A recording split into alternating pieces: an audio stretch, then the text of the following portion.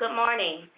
This is Tanisha Williams with the Florida Sheriff's Association, and on behalf of our President, Sheriff Mark Hunter, and Executive Director Steve Casey, I'd like to welcome you to our 2018 Ethics Law Training Webinar. Florida law provides that constitutional officers must complete 4 hours of ethics training each year before December 31st, and attest on financial disclosures that the training has been completed. During the month of October, the FSA has hosted this webinar series to help sheriffs meet the required ethics training. A sheriff can obtain the required 4-hour ethics training if he or she participated in the live webinar trainings or if he or she watched the recorded versions of the webinar. Today's webinar is the final one of this ethics training series. All qualified participants can expect to receive their certificate by early December. If you watched the recorded versions of the webinar, you will not receive a certificate. Instead, please have your training coordinator document your participation to include in your training file. Before we begin today, I'd like to remind you of a few housekeeping tips. Please mute your phones during the presentation. Please do not put the call on hold at any time. And at the end of the presentation, we will open up the line for questions. Joining us again today for our final discussion on public records and Sunshine Law Part 2 is Mr. Wayne Evans.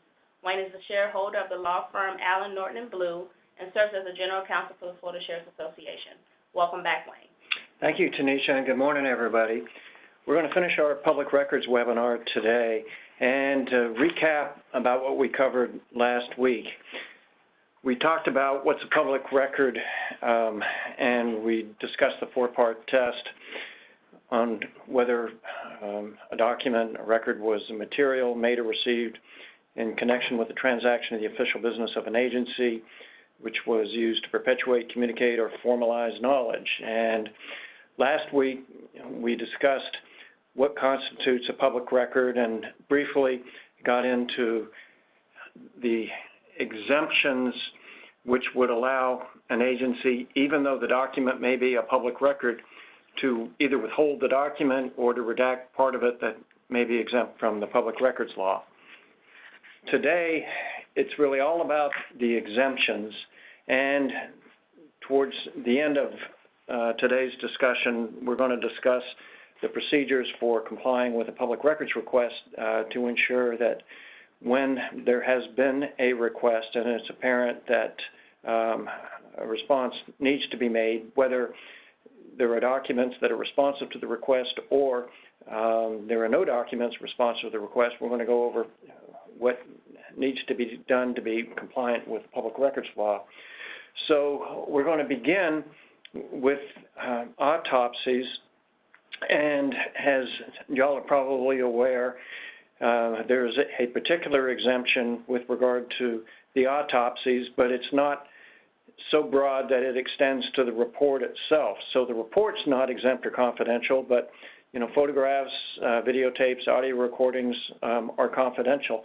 And presumably, when you all get something from the medical examiner's office, it's the report. But for some reason, if the medical examiner provided to you not only the report, but also photos that accompanied the report that were part of the autopsy, and there was a public records request for the entire autopsy report, including photographs, recordings, etc., you would disclose the report, but you would indicate that the photos that you're in possession are not subject to the public records law, and you would identify that particular statute. All right. Next up is Baker Act, and I've covered this a good bit before when I've done public records training, so let me just give the high points of Baker Act. Last week, I mentioned that certain medical records may be exempt from the public records law. And in the case of the Baker Act, there is one record which would be exempt. It's actually a clinical record, and it is for the purposes of that involuntary examination when that individual meets the criteria, being a threat to himself or to others. But typically, when a deputy responds on a call that's a potential Baker Act, and ultimately it leads to the deputy's determination that an individual needs to be Baker Acted, the deputy will complete an incident report which details his observations or her observations upon completing the call. That is, if he talked to the parents, for example, he actually interviewed the subject who's going to be Baker Acted. And that specific document is a public record because it's not a clinical record, okay? So to the extent that the deputy has documented impressions, interviews, and even referenced the individual being Baker Acted, none of that would be redacted. That entire document would be a public record unless there is some other exemption which comes into play, and generally that's not going to be the case. But as you all well know, there are typically two parts of that, and there's the officer's incident report, and then there's the form that's required for the Baker Act, and I believe it's a BA-52 if memory serves me right. So that separate document, which is a clinical record, would not be subject to disclosure because it's specifically exempted from the public records law under the Baker Act. And if there's a public records request, then the incident report of the deputy is given up, and the other, the clinical record, the BA-52, would not. Okay.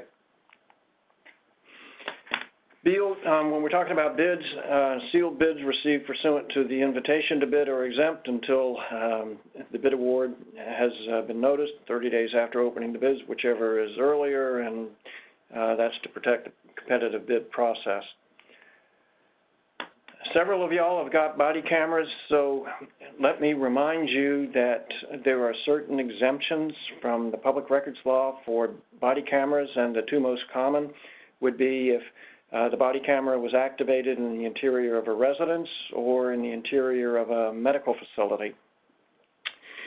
There's also a general exemption if there would be a reasonable expectation of privacy for that individual who is being filmed or videoed.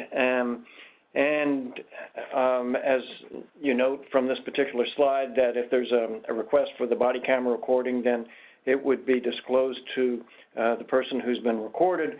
If that individual is deceased, to the personal representative.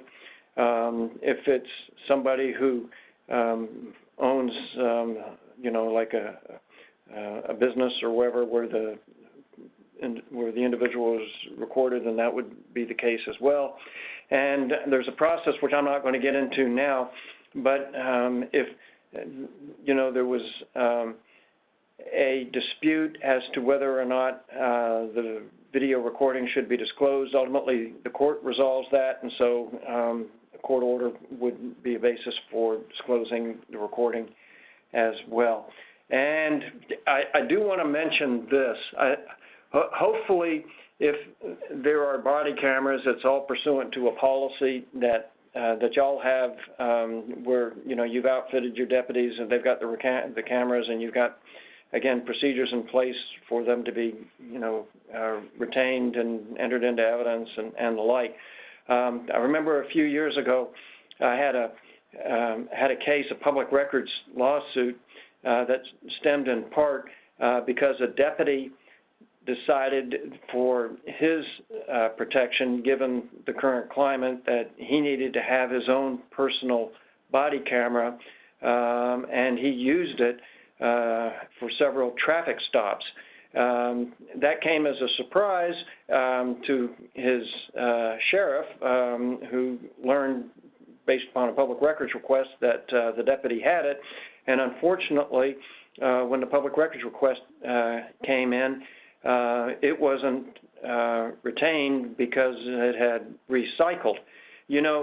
Even though it wasn't pursuant to a policy or a procedure, that video recording of the traffic stop by that deputy, met the four-part test. It was a material. It was made or received in connection with the transaction of the official business of the agency to perpetuate, communicate, or formalize knowledge.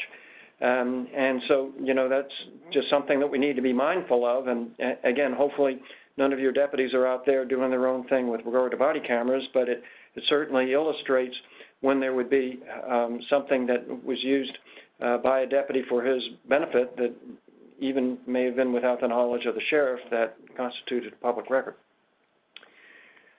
Okay, most of you all are aware that with regard to confessions, information with respect to the substance of the confession is exempt if the request is made prior to the criminal case being finally determined, and again, that's to protect the criminal process. And we'll move on to confidential informants.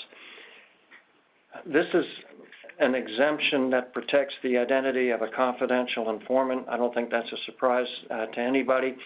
But there was a question that came up on the listserv for the legal advisors that I thought was really illustrative of the intent of this particular exemption. And the question that came up that was posed by one of the legal services, well, what if the confidential informant is deceased?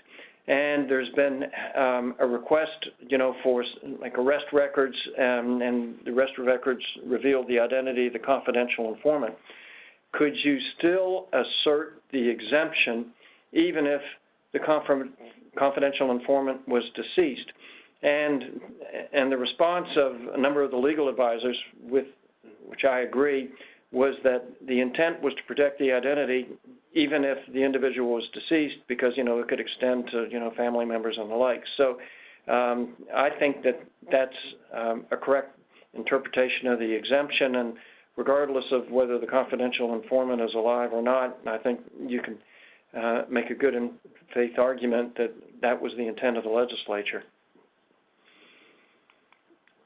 All right, with regard to driver license records, I've had questions come up about whether or not this exemption that extends really the Driver's Privacy Protection Act and protects personal information in motor vehicle records, does that exemption extend to any driver license information or driver personal information that's in an incident report or an offense report, or is that exemption limited only to highway safety motor vehicle records like what you get from David?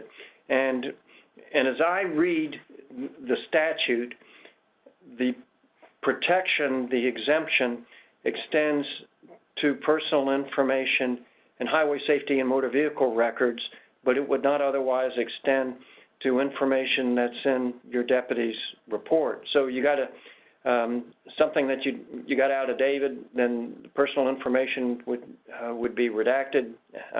But simply because the driver license number is in an incident report or an arrest report doesn't mean that you could redact it.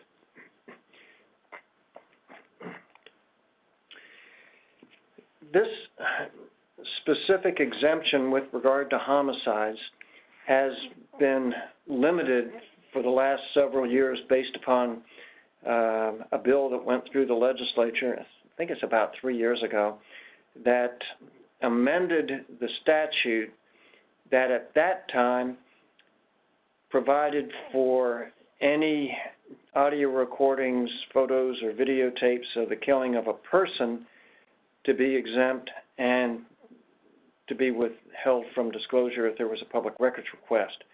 However, as many of you all know that have been to the legislative summits, because we had a proposal, you know, this year to amend the current statute to, again, broaden it to what it was before.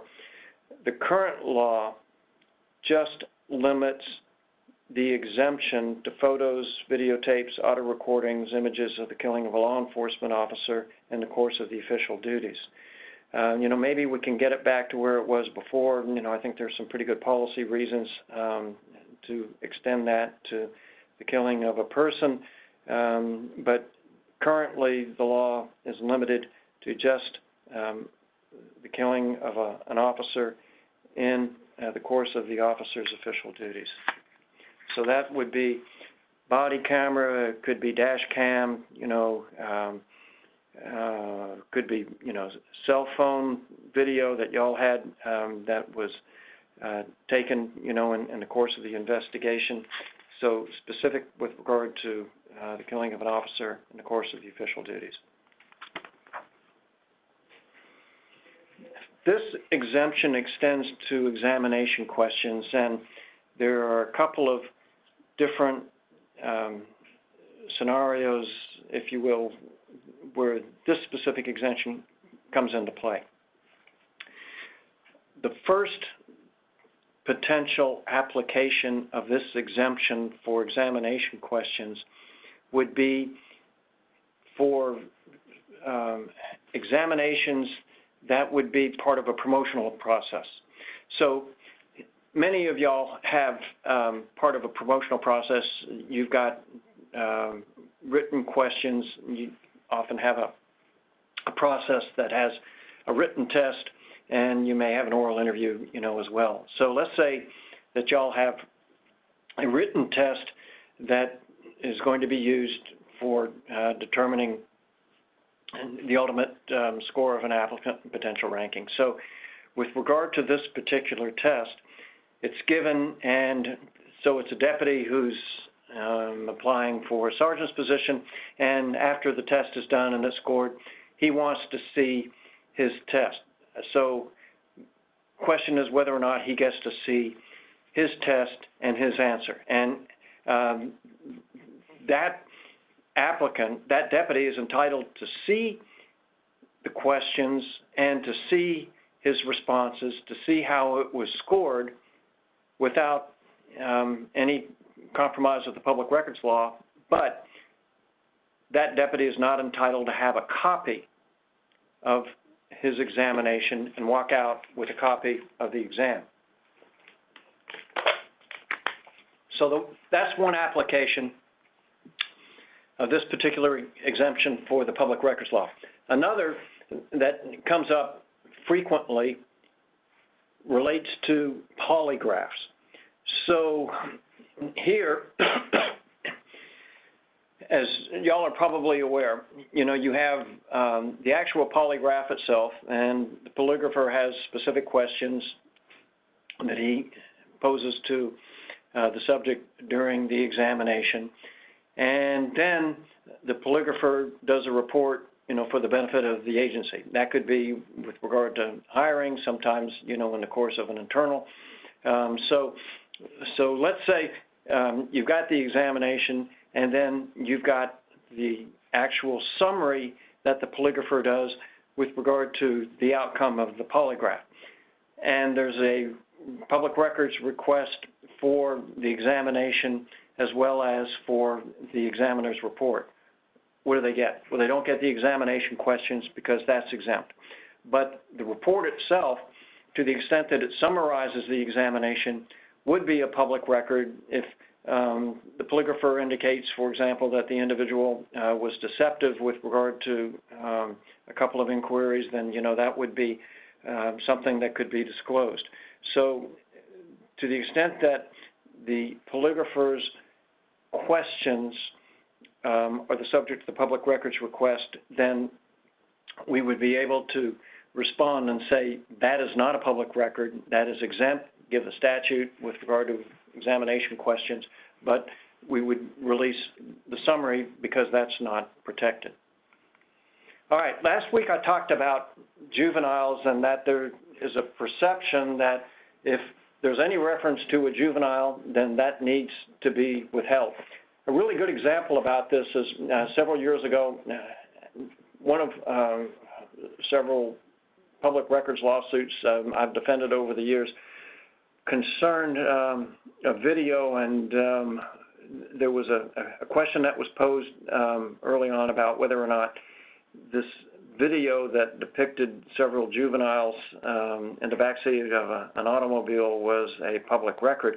And the public records custodian at the time assumed that the video of the traffic stop, because it depicted the kids in the back seat, needed to be withheld because they couldn't redact from the video the identity of the kids. And so the custodian thought, you know, juvenile information is protected and therefore we can't give up the video. That was not correct. I don't know of an exemption with regard to juveniles as a whole. We know that with regard to certain offenses, as we list here, that there are exemptions. So if a juvenile is not charged with a felony, juvenile is not going to be tried as an adult. So it's some other offense, some other misdemeanor offense. Okay, so that's confidential and exempt. We're not going to give that up. But to say that we need to protect the identity of a juvenile because that's a juvenile and it's exempt from the public records law, that is not correct. And it's like I said, you know, last week, if you can't find an exemption in the Florida statutes, then it's not exempt, or at least under federal law. So you're going to have to be able to identify something if you're going to tell somebody who's making a public records request that it is being withheld. You're going to have to point to a specific statute. And we can do that when there's been a request for arrest records of juveniles who aren't charged with felonies, and we can cite that specific statute. But if we were going to withhold or redact photos or, you know, dash cam video of a traffic stop and the kids are in there, you can't find a statute to back that up.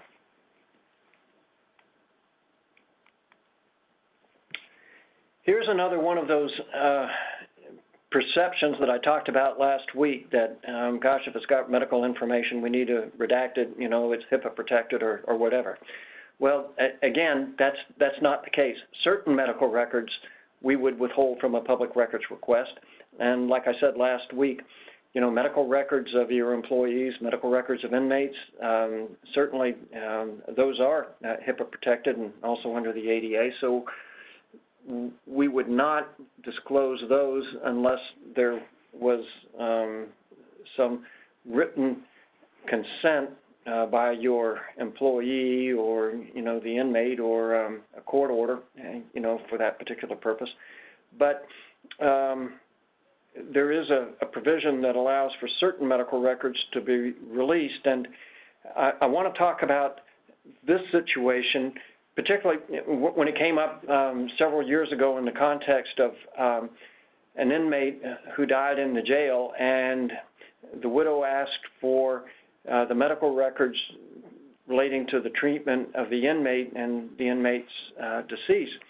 And so you might think that if it's a family member, then the family member would be entitled to the medical records, but that is not the case. You know, pursuant to this statute, it indicates that the records could be disclosed upon consent of a person to whom the information pertains or the person's legal representative. And in this case, this cardiovascular surgeon versus Anthony case, the court indicated who would be the legal representative. So in our case, with the inmate being deceased, the person that would be entitled to those medical records would be the personal representative of the estate. So if the deceased inmate's wife has been appointed the personal representative of the estate, then if she presents probate records indicating that she's been so appointed, then the medical records would be released to her. But the fact that she's a family member doesn't necessarily entitle her to those records. Okay, let me talk about 911 calls and when information relating to the identity of the caller is exempt and when it's not. I'm assuming everybody's aware that the identity of the 911 caller is protected when somebody makes a request for the 911 recording, and we know that, you know, based upon this specific statute, 365-171, that the identity of the caller, information that would reveal the name, address, telephone number, personal information regarding the caller, would be confidential and exempt. So if there is a public records request for the 911 recording, we redact that part of the recording in which the caller identifies himself or herself and, you know, address, you know, of the particular caller. So clearly, that's going to be redacted. Also, if there's an ongoing criminal investigation and the recording is part and parcel of that criminal investigation, then it could be withheld. The entire recording could be withheld. But, you know, this is one you're going to have to evaluate because, you know, if there's a high-profile incident and the media they're making requests for the 911 recording, if you're going to withhold that as part of the active criminal investigation, you better be prepared to defend it because, you know, you hear 911 recordings all the time on, you know, news reports, and so they're accustomed to getting them. So if you're going to assert that active criminal investigative exemption, you better be prepared to defend it and justify it to the court that this is integral to the criminal investigation and that disclosing the recording may alert, for example, potential suspects and compromise the investigation. So, again, just be prepared and know that, you know, when there's a request for the 911 recording, certainly we can redact caller ID, but if you're going to withhold it completely, saying as part of an ongoing investigation, you better be prepared to justify that in terms of how this could compromise the investigation if it's given up. So with regard to the 911 calls, we know that we would redact caller ID. Okay, so that's clear. So if the recording is requested, we redact that part of the recording that identifies the caller. If a deputy in an incident report or an arrest report identifies the caller, what about that? There's a pretty good AG opinion in this, and I cite this in my slide. So two different situations here. If the report itself refers to, say, it's someone at the house who actually made the call. So let's say it's a burglary, and so deputy goes to the house and interviews the husband and the wife. It was the wife that made the call, and in the report, the deputy specifically indicates that the wife called 911. We redact that because we do that to protect her identity. So that's one situation.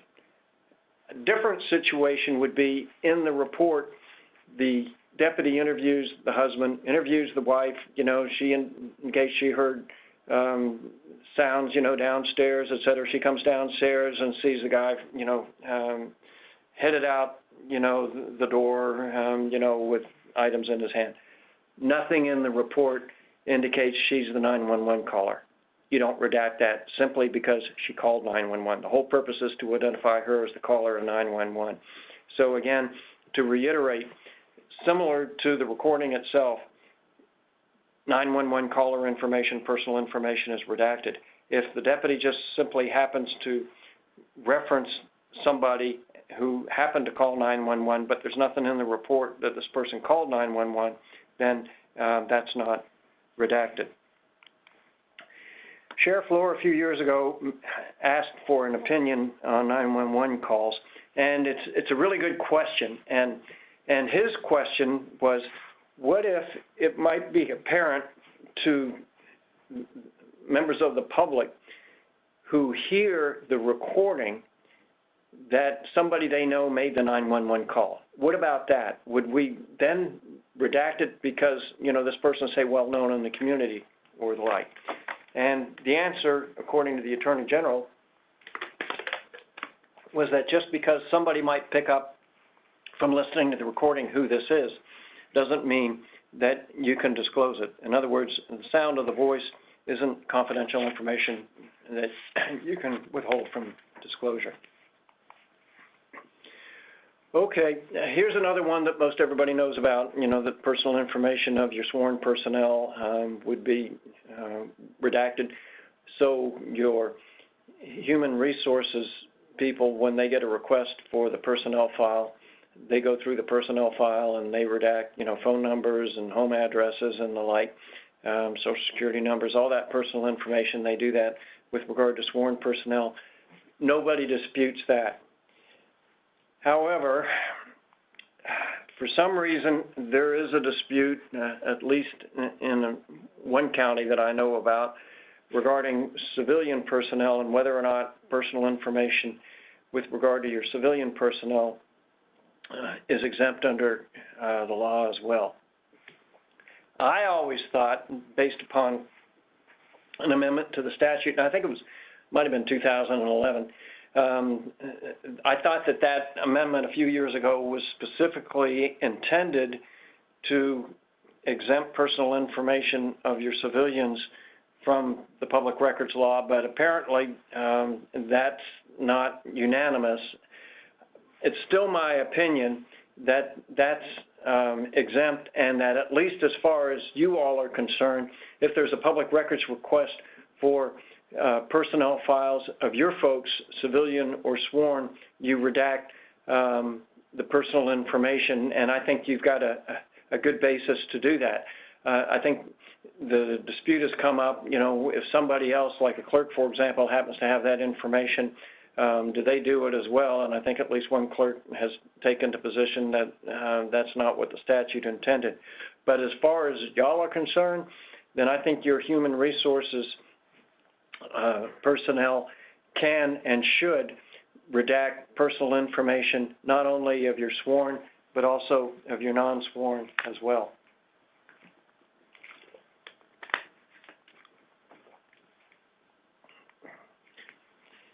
There is an exemption for risk management records, and this case illustrates that exemption pretty well. So many of y'all are large enough where you have somebody that handles you know, litigation, potential claims, and the like. You know, maybe they've got 2 or 3 hats, but that's part and parcel of their duties. And by the way, I really think it's important for y'all to make sure that your claims records are separate and distinct as files that you can identify that are clearly, you know, risk management records, so that the exemption can be asserted. And you want to keep any claims, notice of claims, out of personnel files, you know, so they're not inadvertently disclosed. I think that's for everybody's benefit. So here's this Homestead case, and the question was whether emails from the city, from their risk management department, to the law firm that was going to represent the city regarding a notice of intent to sue under Section 76828 would be capable of being withheld from disclosure. Can we withhold them, or are we required to give them up? And the court said, no, they're clearly exempt under that risk management exemption, at least until the claims are resolved. And that's something for your people to be concerned about, because certainly while the claim is active and in the course of litigation, those emails are protected, but once that's done, I think there's an open question about whether or not those emails are public records or not. So fair warning to your risk management people, if it's something that may not be, shouldn't be seen, you know, after the case is over, that, you know, is sensitive, then make a phone call rather than an email, because that email might be a public record ultimately when the case is done. Okay, undercover officers, we've got a couple of things to talk about with regard to undercover officers. Like confidential informants, we know that the identity is protected. Now, last week I mentioned that in a criminal case, if discovery is made so that the state attorney's office, pursuant to a discovery request, has given up documents to the defense counsel, then at that point we know that your documents are public records. So here's a really good question about what if, after discovery, those documents like arrest records, you know, video or whatever, that reveal the identity of your undercover officers, are those records public records, or can we redact the identity of the undercover officers? And The answer to that question, according to 50 CA, was that specific exemption to the undercover officers doesn't go away simply because there's been discovery in the course of the criminal case. All right, now here's a question that was posed to the Attorney General by the Chief of Police of Jovita. And so the Chief wanted to know, well, if we've got a roster that identifies all of our law enforcement personnel, and some of these folks may be assigned to undercover duty, can we redact their names from a public records request for the roster, even if the roster doesn't specifically say, obviously, that they're undercover? Who would do that? So can we give them the roster without the names of the undercover officers? And the answer to that is yes, again, because that's what the exemption was intended to do. Okay, victim information. Again, this is another one that y'all are aware of, that identity of victims of certain crimes, you know, sex crimes, child abuse, we would assert that exempt and confidential. I had this request the other day about whether or not the identity of domestic violence victims would be exempt from disclosure. And there's no broad exemption for domestic violence victims like there is for those that are the victims of sexual abuse or child abuse. But if you'll note, if there's been a written request by the victim of domestic violence or ag battery, then we can redact that information that identifies them. Something for your deputies, you know, to pass along, you know, when they work a domestic violence case, or your, you know, any of your folks that are assigned to domestic violence, those specific cases, to inform the victim that if they make the written request and you all have that, you know, in your file, then you're in a position to redact information that identifies their personal information. And if there's been a request by the victim for the report, then there's no need to redact it because there's no reason for asserting that exemption. Okay, with regard to video surveillance, we've got a couple things we want to talk about.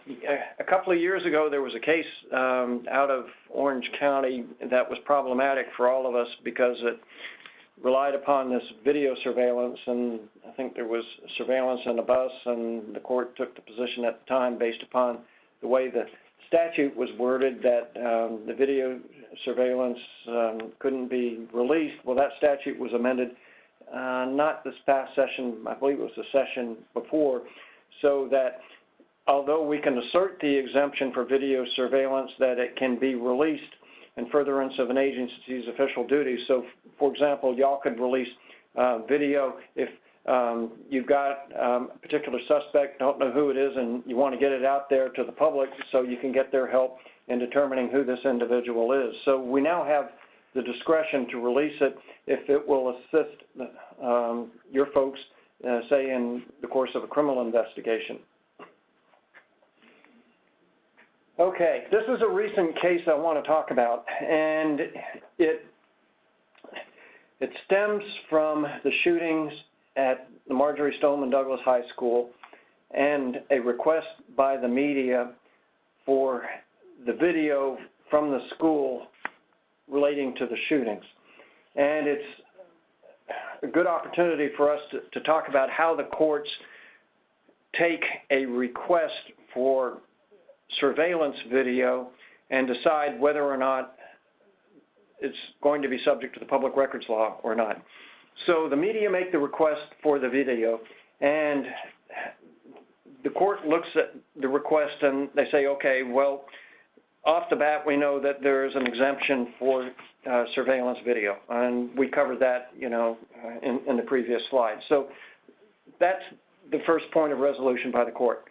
But that doesn't end the inquiry, because the court says, all right, yes, video surveillance may be exempt, but there's an exception, and it's a good cause exemption. And so even though it may be exempt, if there is good cause to release it, the court can avoid the exemption and they can release the video.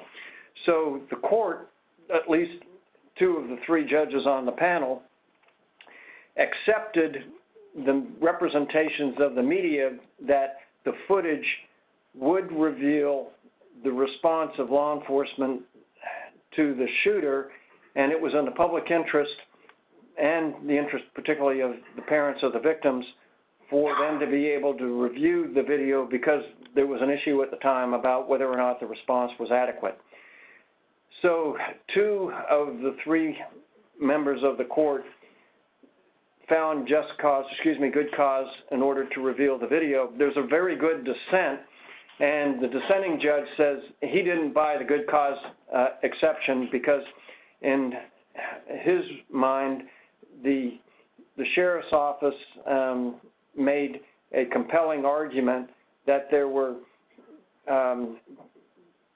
gaps that became apparent from the video footage that revealed the weaknesses in the surveillance system, and that would be a good basis for the court to have said that in weighing the 2, that is, whether or not the surveillance concerns outweigh the need for the public to get the video in the judge's mind, school's concerns, the sheriff's concerns, outweighed the other, and in his opinion, good cause wasn't shown. But that gives you a pretty good idea of how this analysis is done with regard to surveillance video, simply because there's a surveillance video, and that could be yours in the jail as well. That's not the end of the story. The court will look at it and determine whether or not good cause exists to give it up, notwithstanding the exemption. Okay, so that takes us through the exemptions that are, I think, the most common when we have law enforcement records that are subject to a public records request. So I'm going to take a couple of minutes now, and I just want to talk about when there's been a public records request and how the response needs to be made to put your agencies in the best position of defending a public records lawsuit. So at the very beginning, you want to have a policy. And your policy should identify particular charges for public records, and we could get to that in a minute. And in your policy, you should identify, who's responsible for making the records, who's responsible for responding to the public records requests, and, that can be basic and succinct, but you need to have practices in place that, again, put your sheriff's office in the best position of defending these cases, because there are law firms and individuals out there who are particularly litigious who make their living out of public records lawsuits. And so your folks need to be educated to know when a public records request comes in. In my mind, it's all about having a paper trail. Just like we need documentation to defend an employment case, you need documentation to defend a public records lawsuit. And I think what's paramount is making sure that your people know when there's been a public records request, there needs to be a prompt acknowledgement. More often than not, they come in through emails now. So even if we're not required to drop everything and produce the public records, I think it's really very, very important within 24 hours for that public records request to be acknowledged and say, we've got it, we're reviewing it, and we'll be responsive, as soon as we've had an opportunity to determine what records would comply with your request. Sometimes the public records request may not involve a lot, and we can get it out in a pretty short period of time. In other cases, it may be voluminous, and again, we don't have to stop everything and have the documents out, those files out that same day, but I do think it's really, really important that the individual who made the request gets a response from the agency saying, we're looking at it, we're reviewing it, and we'll let you know what we've got that's responsive to the request and what the potential charges are, because we should give them an estimate if it's a voluminous request on how much time is going to be involved and what we think the potential cost may be. It may be more, it may be less, but we need to give them a good faith estimate about what that's going to be. You should have a public records custodian. I hope everybody's got somebody who is responsible for that. I mean, because if you've got like a half a dozen people in the agency that do this occasionally, you're looking for trouble. You need somebody who's well-versed in the public records law that does this routinely, and others in your agency, if they get the public records request, know to forward it to your public records custodian for that person to handle the request. It is okay to ask for clarification, and you should, if there's no time period with regard to a public records request. And it's obviously going to be expensive to comply with that request. It's okay in the response to indicate there is no time frame in your public records request, and if we go back for an indefinite period of time, it will be labor intensive and could be expensive for you. Do you wish to narrow the time frame, say, for the last 2 years? If, again, there's something you don't understand about the public records request, it's a good idea to, again, put that in the responsive email. Nothing wrong with a phone call either, and follow it up with the email stating, okay, pursuant to our phone call, this is what I understand your request to be. All right. So what's required?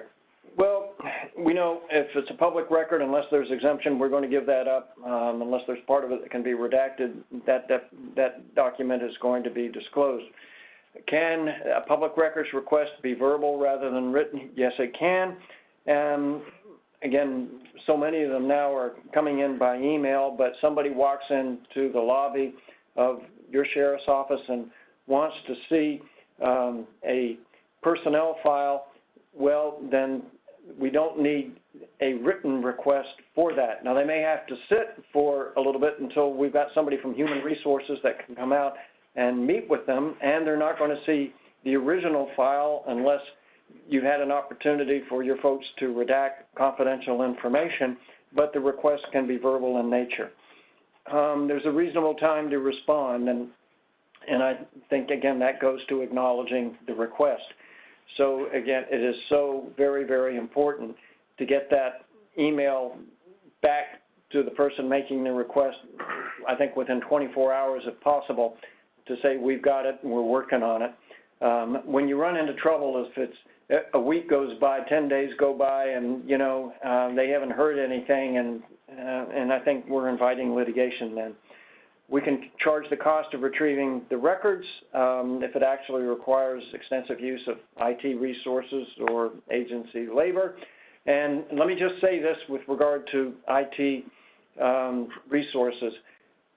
Nothing requires you all to create the record. I mentioned that last week. So if the request is for, again, a summary of arrests, you know, within the last 2 years, and I mentioned this last week, you know, by race, you know, by gender, et cetera, in a particular area of the county, and they want that sort of capsulized and summarized in a document.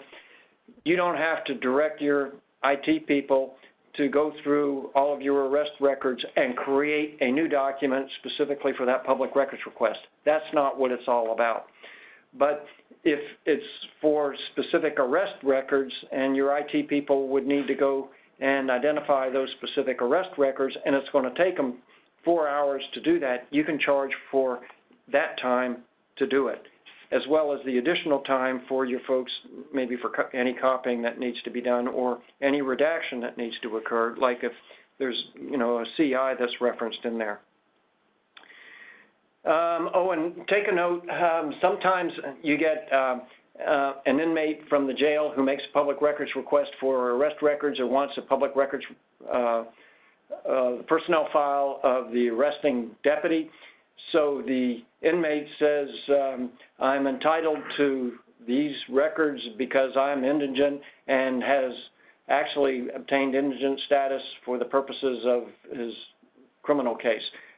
Sorry, but the inmate pays just like anybody else pays. There is no exception for indigency. So when the inmate ponies up, then the inmate gets the records. Okay, again, duty to acknowledge requests promptly, that's statutory, and you can't build in a delay. You cannot defend that, you know, like we don't process public records today, come back tomorrow. That is not going to work.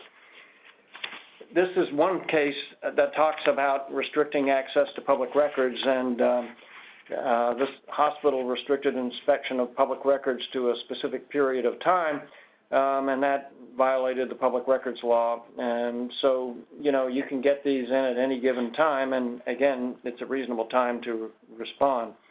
And referring to a website in response to a public records request, according to this court, saying for actual paper copies, no, we can't do that as well. Now, the format for providing the public records request is up to you.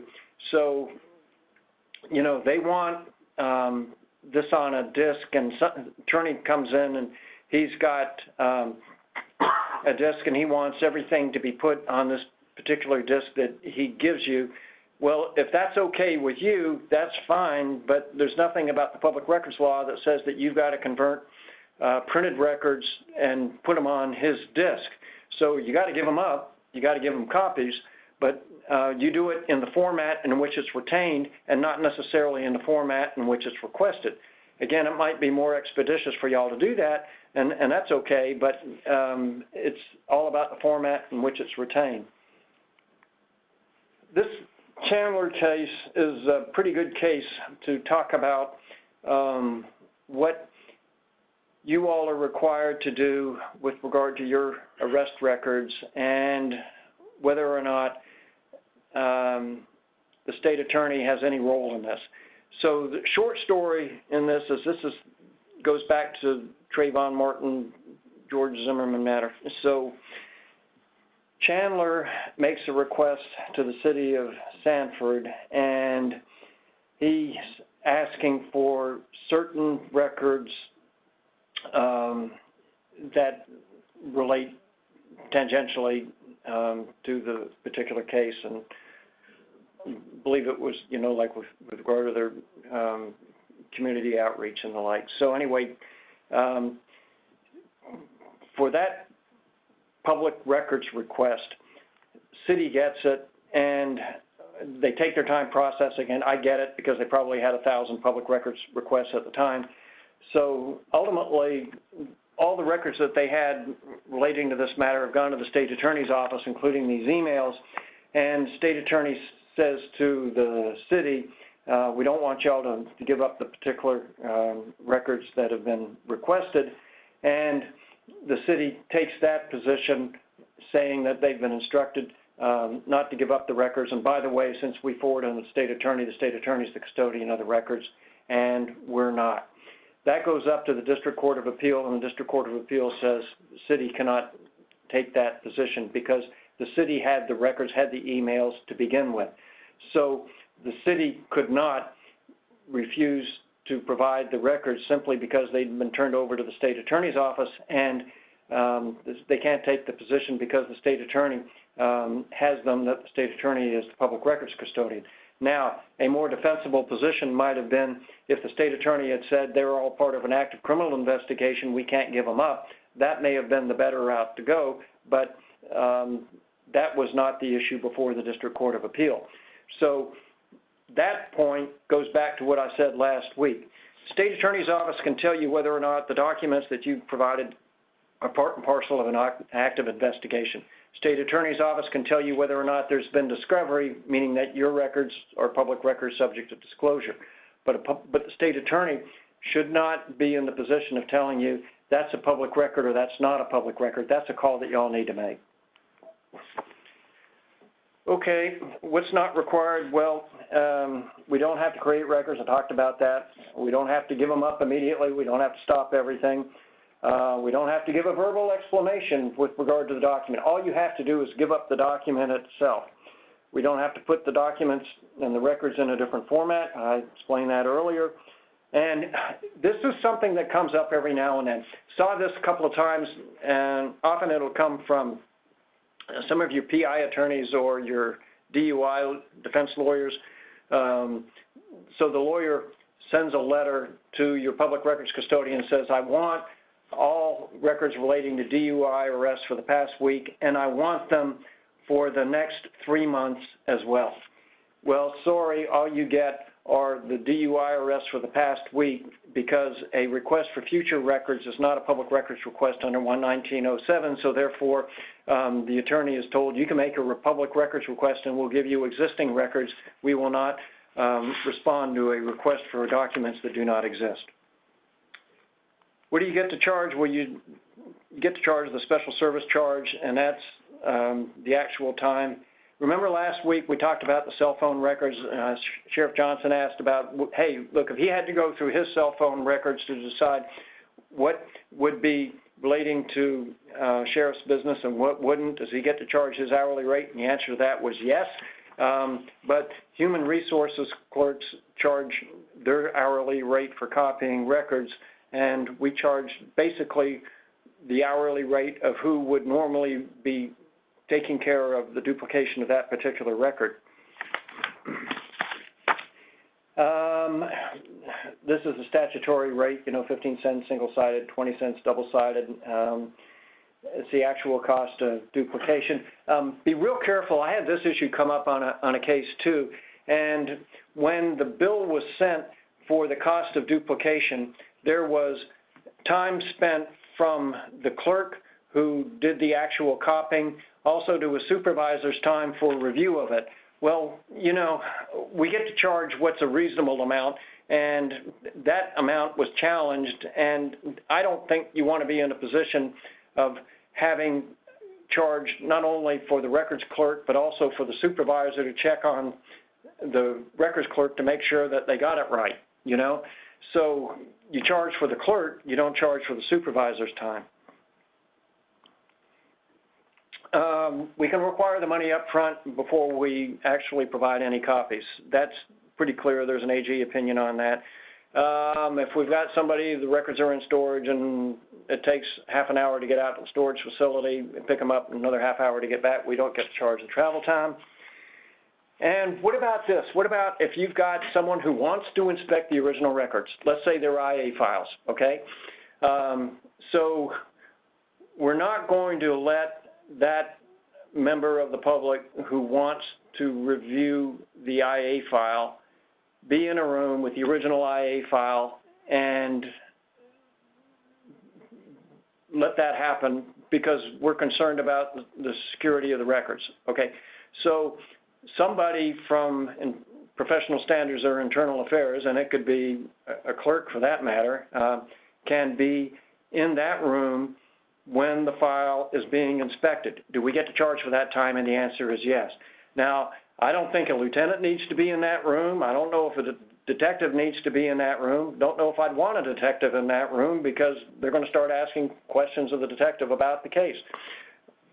Put a clerk in there so that clerk can ensure that they're not doing anything about, for some reason when the records are being pulled out, something, is inadvertently put in a file and walked out with the individual that's there to look at the file. So I think the better way to do it would be have the clerk do it. And this is kind of unrelated.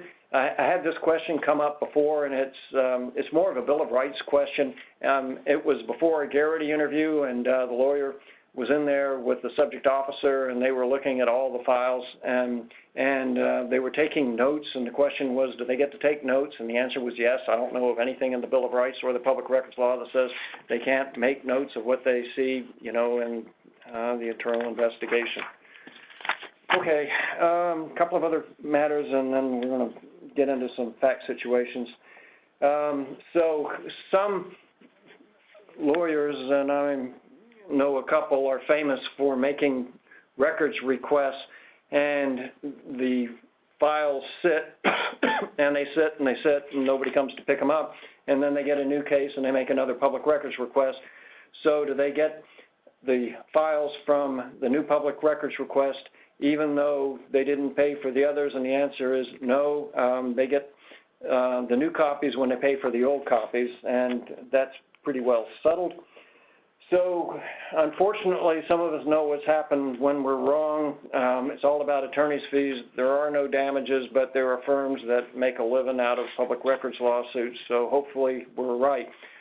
You know, I do hotlines, and I will wager that I get half of the hotlines are public records questions, and I'm good with it. You know, I would much rather have the question and deal with it up front and then try and fix something after the fact. So if you've got agency counsel, use your agency attorney, and then I'm sure they're probably as well versed in the public records law as I am.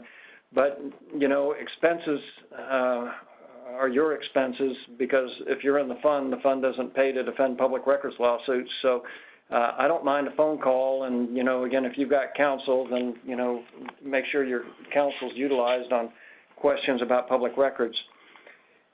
I did tell y'all last week that as a result of the change in the law, I think it's been a good year and a half now, that there is a provision in the public records law, this 11912, that says if you all have notice in your lobby and on your website providing the contact information for the public records custodian, then before there's a lawsuit, there must be 5 days notice.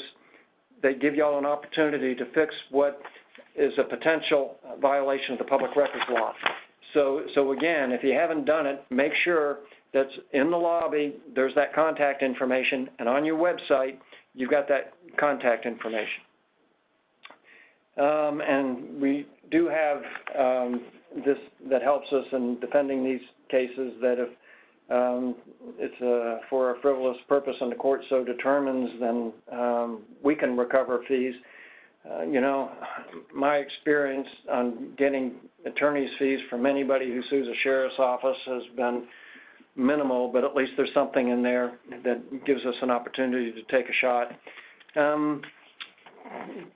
It's a violation of criminal law as well for records to be destroyed, and there's a non-criminal infraction as well. Hopefully we never have to go there. And hey, what do you do if you're wrong? Hey, look, best thing to do is get the documents out. It'll reduce our exposure to attorney's fees. And of course, if we got the 5 days notice, we have 5 days to fix it and avoid the lawsuit. So hopefully your folks, again, if they get a threatening letter that you failed to comply with the public records law, and I'm demanding that, you know, you get the records, hopefully you get your lawyer involved in that. Okay, I got a few of these fact situations just like I did last week, so hopefully it pulls it together. So here's an offense report, domestic violence call. The deputy lists the name of the kids at the residence. Neighbors made a request for the report. Are the kids' names redacted? The answer to that is no, unless they're victims of child abuse, because there's no general exemption for the identity of the kids. Next. So there's a deputy who responds to the burglary call, and in the report, prescription medications have been taken, let's say they're narcotics, and in the interview with the deputy, the victim not only identifies the narcotics, but says, yeah, I'm taking these, and describes the particular medical condition for which she's being treated. So there's a public records request for this, and are the medications and the medical conditions confidential? And the answer to that is no, they're not HIPAA protected. There's nothing I know of that would allow y'all to redact that information. Okay, next. A member of the public requests copies of arrest reports. The Sheriff's Office has given an estimate of $30 to retrieve and review the reports. And this goes back to what I was saying before. You got an outstanding charge of $65 for copies of personal files, you know, from that same law firm. So you pay the $65, and then we'll make the other copies available for you. That's how that works. Next, here's a public records request. They estimate 3 hours to redact the files and an hour to copy them.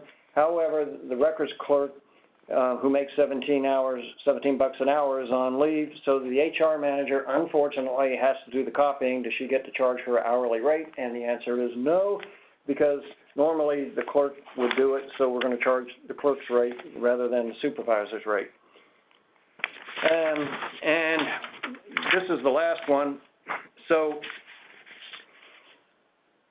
there's been a shooting, and relative makes a public records request, wants the video, wants the reports relating to the incident. Okay, so we're going to give those up. And so once those have been disclosed, assuming there's no active criminal investigation, the relative demands a written explanation about the deputy's actions and whether he's been previously involved in any other shootings. Okay, nothing in the public records law requires the narrative. So how much information y'all want to give up to the relative is up to you. But we've given up the records. That satisfies the public records request. And it would be okay to say that your request under Chapter 119 has been satisfied by the documents that have been disclosed, and hopefully you never hear from them again. And that's all I've got. So questions? And we ran 7 minutes over. I'm sorry. Do we have any questions? Yeah, is this available for download, or will it be shortly after this is done? Yeah, the recording will be posted this afternoon on our website. Awesome. Thanks, Wayne. Yeah, my pleasure. Any other questions? Okay, that concludes the webinar. We'll get the certificates out in a couple of weeks, probably. All right, thank you all. Have a Thanks, good Sean. week.